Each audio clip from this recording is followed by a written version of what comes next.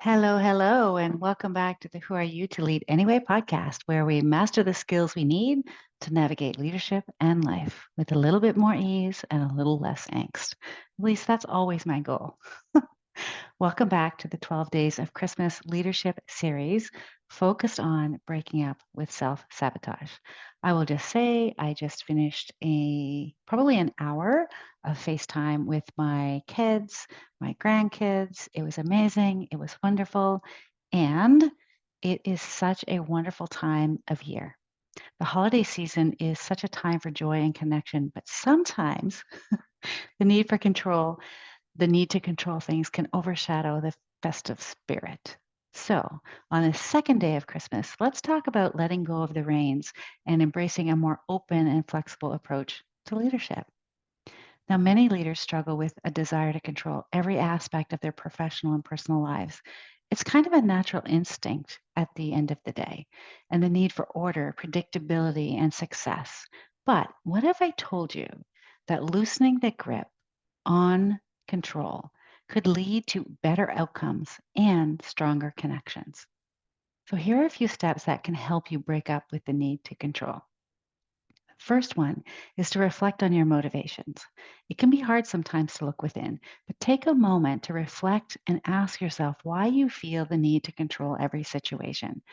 Perhaps it's rooted in fear, perhaps it's rooted in insecurity, or perhaps it's rooted in a desire for perfection.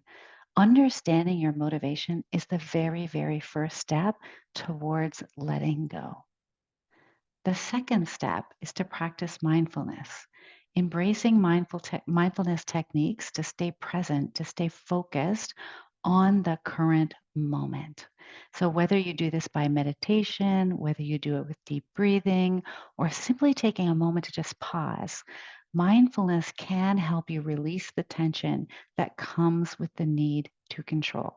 Now, one of the things I want to say specifically about this is when you are in a state, I'm going to use that word, a state of maybe being flight, fight, or freeze, when you're being hijacked and you don't feel like that's available to you, this is a key to be able to help you transition yourself from a state of dysregulation to a state of regulation. And you can do that with box breathing. You can do that with meditation, not medication. I guess you could, no, medication, you're not going to be able to do mindfulness with that. But it's really, really important to be able to practice mindfulness.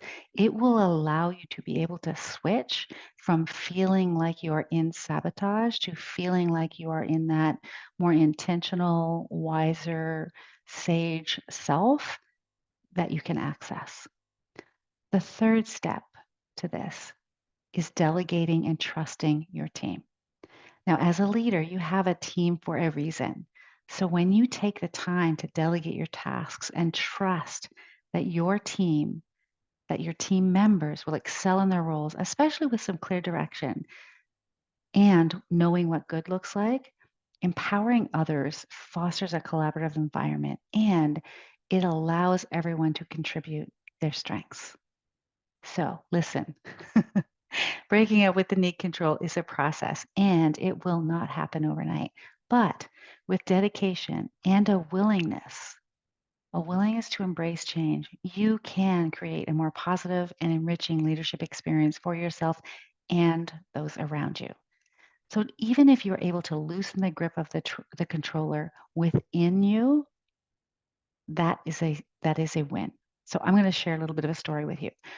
Myself, this is what I did to loosen the grip of the controller within me. I created a bit of space between the part of me that likes to control things and my true and authentic self. How did I do it? I used a simple red kitchen broom as a symbolic tool.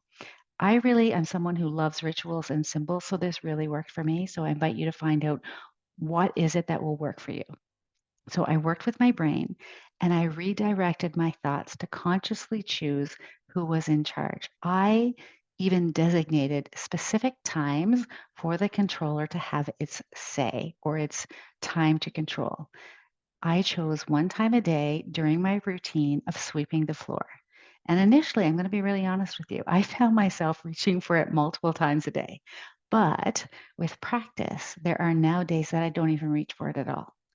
So I want you to think about that. It's really about having a little bit of fun with these saboteurs, having a little bit of fun with yourself, not taking it all so seriously, and just recognizing your own need for control, how it shows up, how it plays out in your life, and recognizing it. Being able to note it, to name it, to have a little bit of fun with it, to be able to call that piece of you out with empathy and love, and also not allow it to take over your life. So that's all for today's special second day of Christmas episode on breaking up with the need to control. I hope you found it useful, or even if I created a smile from you, just to having you imagine me sweeping around the house with my controller, that's okay too. I'm okay with that. So as you navigate the holiday season and prepare for the coming year, consider this as an opportunity to lead with a lighter heart and a more open mind. Thank you so much for joining me here on the Who Are You to Lead Anyway podcast. I will be back here tomorrow where perhaps I might be able to convince you to break up with avoidance. If you have enjoyed this episode, do not forget to subscribe, rate, and leave a review. And until next time, happy holidays. And remember, sometimes the best leadership comes from letting go. Take care, and I'll see you tomorrow.